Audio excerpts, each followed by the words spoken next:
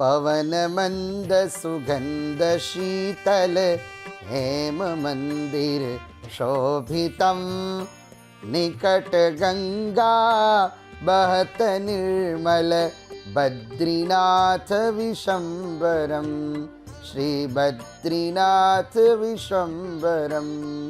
નમસ્કાર, હું ડૉક્ટર કૃણાલ જોશી આપ સૌનું સ્વાગત કરું છું. આજે વાત કરવી છે બદ્રીનાથ અને મહાદેવજીના મહિમાની. તો કથા પ્રસંગ એવો છે કે એકવાર મહાદેવજી અને માતાજી હિમાલયમાં વિચરણ કરે છે. વિદ્વાનો સંતો કથા કરે અને પુરાણોમાં પણ છે કે 6 મહિના દેવો પૂજા કરે અને 6 મહિના મનુષ્યો પૂજા કરે હિમાલયમાં. તો જ્યારે મનુષ્યો હિમાલય છોડીને ગયા ત્યારે મહાદેવજી અને માતાજી એકલા છે. અને એ સમયે ભગવાન નારાયણે આ ભૂમિ ઉપર બિરાજમાન થવું હતું. એટલે ભગવાન નારાયણે લીલા કરી. ભગવાન નારાયણે નાના બાળકનું સ્વરૂપ ધારણ કર્યું. ત્યારે પાર્વતી માતાજીની દ્રષ્ટિ બાળક ઉપર પડી. માતાજીએ મહાદેવજીને કહ્યું કે આ બાળકને આપણે આપણી કુટિયામાં લઈ જઈએ. મહાદેવજી એ ત્રિકાલજ્ઞ છે, એ પોતે જાણે છે. મહાદેવજીએ કહ્યું કે બાળકને લેવા જેવું નથી. પણ માતાજીએ કહ્યું ના, આ બાળકને તો આપણે લઈ જ જઈશું. તે સમયે માતાજીના અતિ આગ્રહથી મહાદેવજી એ બાળકને લઈને કુટિયામાં આવ્યા. બાળકને કુટિયામાં પધરાવ્યું. એક કથા એવી પણ છે કે બાળક રડતું હતું અને બાળકનું રુદન માતાજી જોઈ ન શક્યા. એટલે માતાજી એ બાળકને કુટિયામાં લઈને આવ્યા. કુટિયા બંધ કરી. કુટિયા બંધ કરી માતાજી મહાદેવજી વિચરણ કરે છે. વિચરણ કરીને કુટિયામાં પધાર્યા તો કુટિયાના દ્વાર ખુલતા નહોતા. મહાદેવજીને અને માતાજીને આશ્ચર્ય થયું કે આ કુટિયાના દ્વાર કેમ ખુલતા નથી. અને એ જ સમયે આકાશવાણી થઈ.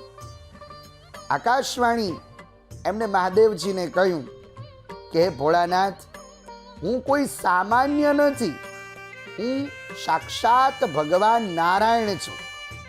જગત કલ્યાણ માટે થઈ મારે આ ભૂમિ ઉપર બિરાજમાન થવું છે.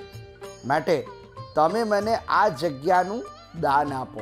એટલે જે ભૂમિ ઉપર બદ્રીનાથ ભગવાન બિરાજે છે એ ભૂમિ કેદારેશ્વર મહાદેવજીની હતી. પણ ભગવાનના અતિભાવને વશ થઈ મહાદેવજીએ એ ભૂમિનું દાન કર્યું. આજ પણ તમે બદ્રીનાથમાં જાઓ, બદ્રીનાથના દર્શન કરો તો ત્યાં તમને આદિ કેદારેશ્વર મહાદેવજીના દર્શન થશે. બદ્રીનાથ મંદિરમાં આદિ કેદારેશ્વર મહાદેવજીનું મંદિર છે. તો આજે આ જે કથા પ્રસંગ છે એમાં હરિહરની એકતા બતાવી છે. રામાયણમાં ચોપાઈ છે કે શિવદ્રોહી મમ ભગત કહાવા સ્વપ્નેવું મોર દર્શન પાવા શંકર બિમુખ ભગતિ મોહી કરહી સોનર મૂઢ મતી સોઈ હોઈ. તો ભગવાન રામજી પણ કહે છે કે જે મને માનશે પણ શિવનો દ્રોહ કરશે એનો નરકમાં નિવાસ થશે, એને સ્વપ્નમાં પણ મારા દર્શન નહીં થાય. તો આ બદ્રીનાથ અને મહાદેવજીનો જે પ્રસંગ છે એમાં આપણને હરિહરની એકતાનું દર્શન થાય છે. હરિ અને હર એક છે, શિવ અને રામ એક છે, ભગવાન શિવ અને કૃષ્ણ એક છે, ભગવાન શિવ અને નારાયણ એક છે. અને માટે તો પુષ્પદંતાચાર્યજીએ શિવ મહિમ્ન સ્તોત્રમાં વર્ણવ્યું, ત્રયી સાંખ્યમ યોગ પશુપતિમતમ વૈષ્ણવમતે પ્રભિન્ને પ્રસ્થાને પરમિદમદ પથ્યમિતિ ચ રુચિનામ વૈચિત્ર્યામ રુજુકુટિલનાનામ પથજુષામ મૃણામેકો ગમ્ય ત્વમસી પયસા વર્ણવૈવ. તો એવા ભગવાન બદ્રીનાથ અને કેદારેશ્વર મહાદેવજી સૌ ભક્તજનોનું કલ્યાણ કરે.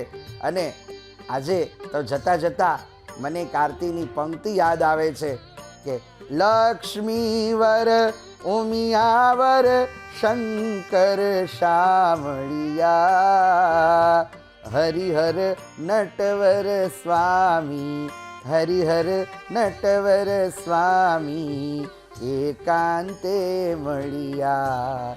ઓમ હર હર હર મહાદેવ. તેવા મહાદેવજી સૌનું કલ્યાણ કરે એ જ અભ્યર્થના સાથે